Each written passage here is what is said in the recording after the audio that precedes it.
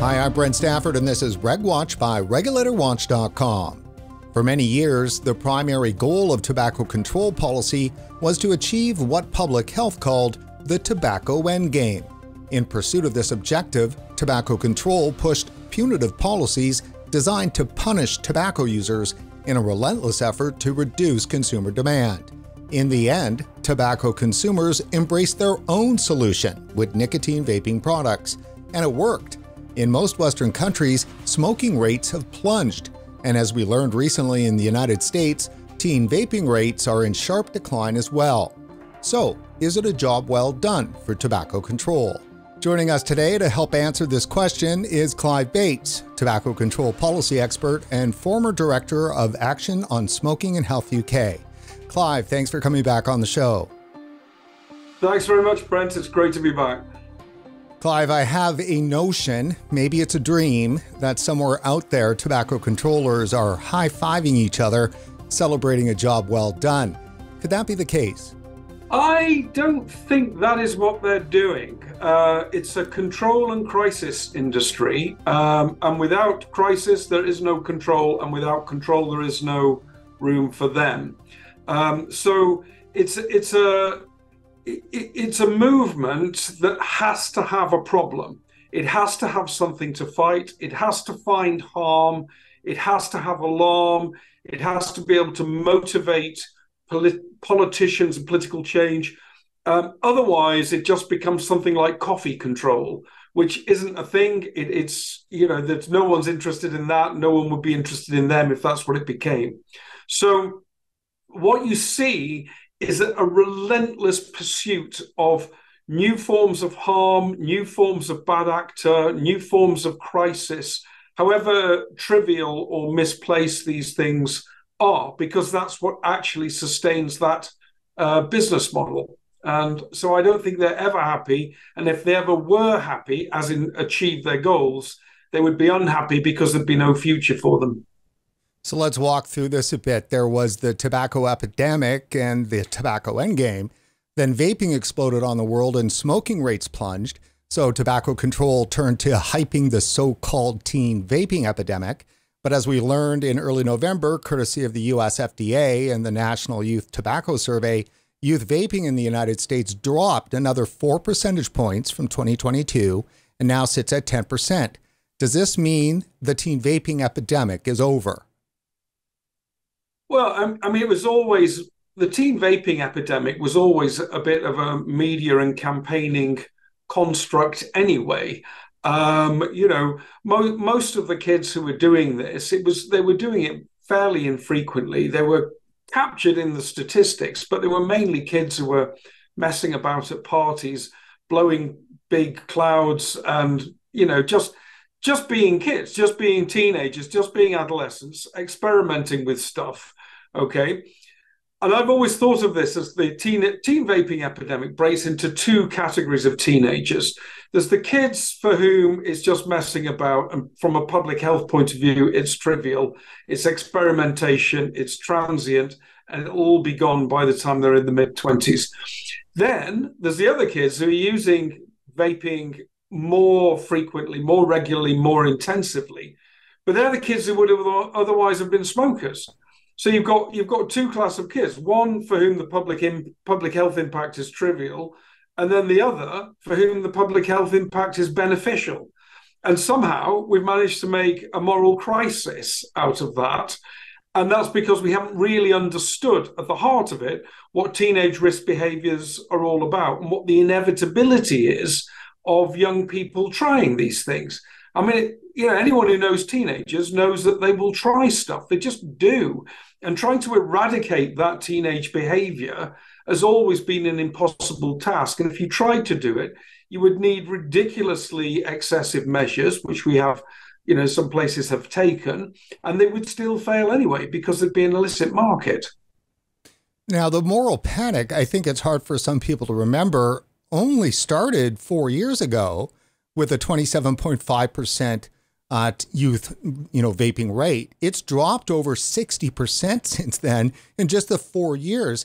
I feel like public health is having a difficult time processing the fact that their narrative has lost all foundation. Yeah, I mean, it's a very inconvenient fact. I think what we saw there was a fad. Okay, and we were on the upward slope of a fad. And while you're on the upward slope of a fad, nobody really knows whether it's going to end at 27.5 or continue to 50, 56, 75%. So at that point, we had politicians coming in, doing the savior thing, introducing all these restrictive measures, bans, strength limits, taxes, flavor restrictions and bans, and so on. And then the rationale for that all fell away, but the measures are still in place, of course. So, and we have this. I mean, one of the things that I said recently in a presentation was we in the UK started the snus ban in Europe. We had a moral panic about skull bandits, which are a form of snus, coming to the UK and being used by kids. As a result of that, in 1989, they were banned in the UK. In 1992, they were banned across the whole of the European Union, except Sweden when it eventually joined the EU. And as a result, no smokers have been able to access snus in the European Union legally, except in Sweden, for over 30 years. Now, imagine the difference that would have made. Smoking rates in Sweden are the lowest in the world, 6.5%. It's more than twice that in the UK, and it's more than nearly four times that in the European Union. So we have missed out on an enormous opportunity in Europe because of a moral panic about a relatively safe tobacco product, a form of snus, no real harm associated with it, causing a ban and then denying smokers the option for decades in advance because no one ever had the guts to reverse the regulation and admit that they were wrong. And I'm very worried that we're in the same situation with the moral panic that happened in the United States and is now happening in Europe and Canada, Australia, and everywhere else. The moral panic is actually the real epidemic. I think it is. I think it's something they really, really want. It creates the locus. It creates their agency. If there isn't a moral panic, if there isn't a righteous cause, there is no reason for them to be on the television. There is no reason for them to be applying for grants. The conferences lose their urgency. The political leaders lose interest. The media becomes bland and boring, and the whole profession essentially dries up. So, I mean, I'm always struck by how gleeful many in tobacco control seem to be when the numbers go bad. It's like, actually, you're in public health. You should be like really worried. You should be, when some new, usually fake harm is discovered associated with e-cigarettes, you'll see certain activists kind of thinking it's great, saying it's like, that's like all their Christmas is coming at once. And yet, the reason they're doing that is not because they're concerned about the effects on the user. They're joyful because of the effect it has on them and the strength and agency it gives them and their ability to campaign for restrictive measures, to do what they've always done, which is to campaign for restrictive measures on smoking, vaping, and nicotine use. And that, I'm afraid, is at the heart of their business model. And the thing that sinks their business model is nicotine without harm. And nicotine without harm is why we're hearing an awful lot more about addiction now, because that's the new way of defining a harm around vaping and pouches. Clive, just today, 6 weeks past the release of the NYTS 2023 youth vaping data, the FDA found the need to blast out a release restating the drop in e-cigarette use among high school students. Nothing new was added. What do you make of that? One of the organizations that relies on the youth vaping epidemic moral panic for its activity is the Food and Drug Administration. They in the way that they approach authorizations of vaping products, their basic position is that these products are harmful to youth unless you can prove otherwise, or unless you can prove that the product that you have is more successful at quitting, helping adults to quit than some other product. But without the youth vaping epidemic and without a crisis about youth vaping, FDA's basic intellectual framework for approving these products falls away. And therefore, they are more vulnerable in court to the legal challenges that have been brought by dozens of vaping companies who've had their marketing applications denied, because the scale of the problem is in decline. And it starts to look like FDA was overreacting in the way that it made all its marketing determinations. So I think they have to stand up and kind of whip up the moral panic a bit, and at the moment they're trying to get political support for their enforcement actions. So now we have a situation where FDA has basically lost control over the market. I mean, there's, I think, 23 approved vaping products, which amount to about 6 sets of products, and those are mostly either obsolete or not very popular products.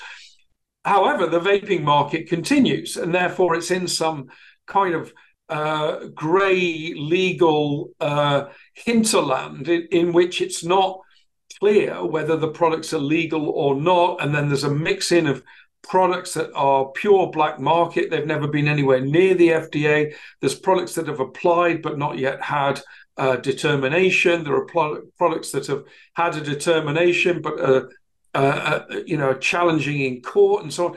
It's a massive mess. And what we're seeing, of course, is that into that mess, opportunistic illicit trade is coming in. US can't seal its borders, far from it, to this sort of trade. So the space has been flooded with disposables and products that were either not on the market in 2016 or have never actually had applications made for them. So they're basically losing control. And they've got such a rigid approach to regulation that they're controlling some tiny little corner of the market with massive overkill, huge costs and everything. And then the rest of the market is carrying on in this sort of weird legal semi-darkness that FDA is largely excluded from. And that's why it's trying to talk more about enforcement. But that's like pushing down a balloon full of water. Pushing one place, it'll just bulge somewhere else. It's what we're seeing. It's interesting because that, the news release, the blast that they put out, so we get it by email, and the actual heading in the email from the US FDA, this is the title: High School E-Cigarette Use Drops While Unauthorized Products Appeal to Youth. I mean, they're showing their hand there, aren't they? Yeah, it's very hard to know what they think they're doing with that. They're probably trying to say, look, we're taking credit for the drop, but there's all this extra work to be done because there's a new threat now, which is these illicit products, and they're probably pitching for more resources for enforcement and a more serious approach to enforcement. But it's hard to know. I mean, the leadership in FDA is kind of a little bit delusional about its role anyway. I mean, they present all these statistics on how well they're doing and how many approvals they've made and so on. But of course, anyone who's prepared to just go out of the building and have a look around what's happening on the streets, even right in the middle of Washington, D.C., can see that the situation is not as they think it is or would wish it to be. There is a huge illicit and semi-legal vaping market out there that is compensating for the utter mess that FDA has made with its regulatory responsibilities. So I'm not blaming anyone for being in that illicit market. I'm blaming FDA for creating it by being a useless regulator that since 2016 has only approved 6 basically obsolete product lines in a single flavor, all from tobacco manufacturers for use in the entire US market. I think I saw numbers recently saying we had something like 30,000 products in the UK. Nobody's falling down dead as a result of that. No, there's no problems with it. It's a vibrant, diverse market with a lot of very effective small businesses in it, not only giant tobacco companies. I think it's important to mention that in these 4 years that we've went from this, huge explosion in moral panic, we've had an explosion of disposables that didn't really exist 5 years ago in any kind of manner. So at the exact same time that, product that you would think that teens would be using, I mean, Juul's not even a factor anymore. And we still have collapsing youth vaping rates. We do, but I mean, maybe the best way to think of it is there was a spike of excitement about this that put levels up to much higher than they would ordinarily be, and there's still around I think it's now about 10% of young people are using vaping products more than once in the past 30 days. That's still quite a lot, but when you compare it to cannabis use, for example, so if you take 12th graders in the United States, the level of cannabis past 30-day cannabis use has been over 20% for the last 25 years. And again, people are worried about it, but there's not a full-scale moral panic about it. Daily use has been about 5%. So that's at 12th grade. So numbers are not strictly comparable with the NYTS figures we've been discussing, which cover up all high school kids. But it's still a lot of kids doing it. And I think, the most revealing study in the United States is not the NYTS or the Monitoring the Future. Oh, that's quite good. It's the Youth Risk Behavior Surveillance Survey, in which they look at all the youth risk behaviors you see and builds up a much richer picture of what young people are doing and what they're troubled by, whether it's mental health, suicide ideation, bullying, fighting, illicit drugs, texting while driving, driving under the influence, being a passenger with a driver under the influence, smoking, vaping, cannabis vaping, all of that.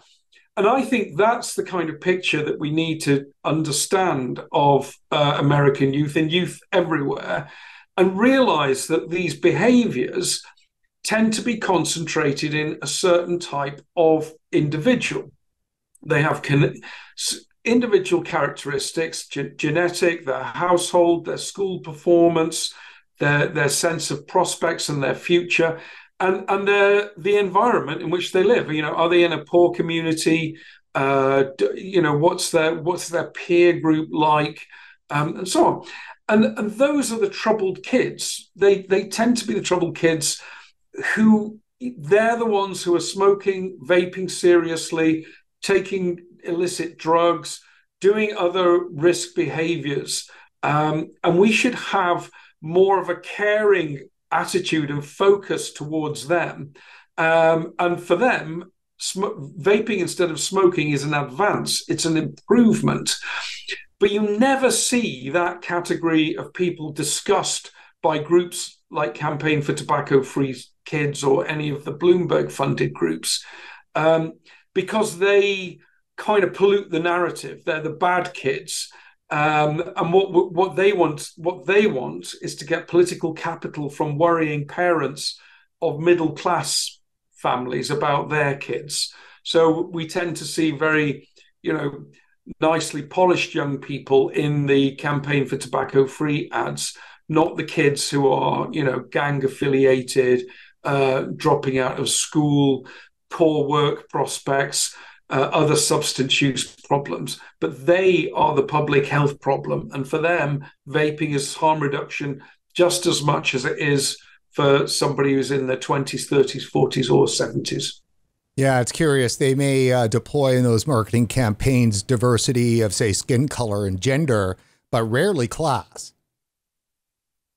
No, exactly. And I think the interesting thing, of course, is that smoking and nicotine use to some extent has been increasingly, as it's come down, it's been increasingly concentrated in groups with particular forms of disadvantage, whether it's socioeconomic status, poor housing, veterans, people with mental health conditions, prisoners, people involved in the criminal justice system, and so on. The people who have homelessness, that kind of stuff. And those are invisible to many in the political class. So, as far as many people are concerned, smoking has just gone. It's no longer visible in the shops and restaurants and town centres that they live in. But if you live in the poorer places, the tougher places, the housing projects and so on, then you see a very different picture. And it's those people, adults and youth, that we should be concerned about from a public health point of view. And they are the stock of smokers. They are the people who've been smoking maybe for over a decade. They're getting entrenched into the habit. They're finding it harder to give up. Their lives are not going very well. They're more and more dependent on them. They're the people we should be trying to help, because that's where the public health problem is. Not a few kids vaping at parties when they're 16. Clive, I'd like to pull you back a second just to the FDA and the mess, the authorization mess. In a previous appearance on our show, you talked briefly about how what the FDA is doing is different than most other places. I can't recall exactly what it was, but it was like a forward-stepping grab to regulate as opposed to seeing what's already on the market and dealing with it with what's there. Yeah, I mean, the main difference is that the FDA has a product by product authorization regime in which it requires the applicant to submit data and evidence that says that this is appropriate for the protection of public health. And it's very unclear about what that concept actually means in practice. Compared to what? Compared to what's your assumption about what that actually means? Do you have to just be safer than cigarettes? Do you have to be safer than all other e-cigarettes? Do you have to show that you are, do you have to show that you're safer at a population level and so on? So they've created this enormous labyrinthine system, which is incredibly complicated to navigate, costs millions, tens of millions of dollars to get through. And is open to political interference, because if you have very vague rules, it means that the people doing the regulatory determinations can rig the results to get whatever they want. So you end up with a cigarette being approved, 22nd century, and you end up with the incredibly popular Juul product being denied. Yet there is absolutely no debate about which is the safer product. The other regulatory system, the one we have in Europe and most of the world, is to have a notification regime.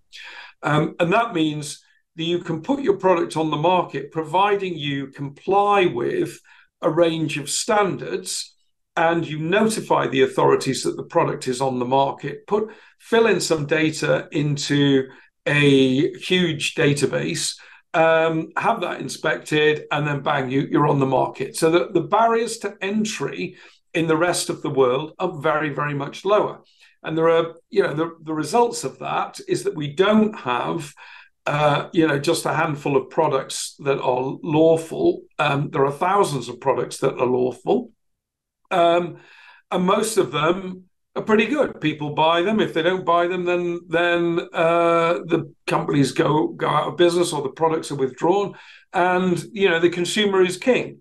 In the United States, the regulator is king, and the companies are bending over backwards to produce products that appeal to the regulator rather than the consumer, which is not a good thing from a harm reduction point of view. It's essentially a form of protection of the incumbent cigarette trade, which doesn't face any of those pressures in the United States. And that's the insane thing. They've got 3,000 or so cigarette products on the market, very loosely regulated, very little to trouble them. A nice incremental system that allows them to do updates. And then they have, the north face of the Eiger almost of regulatory barriers to entry before a vaping company can get its product into the same market that the cigarette companies are in. It's insane. It's absolutely insane. We don't have that to the same extent in Europe. We have a very different position. And I think it's much more healthy the way we've done it in Europe.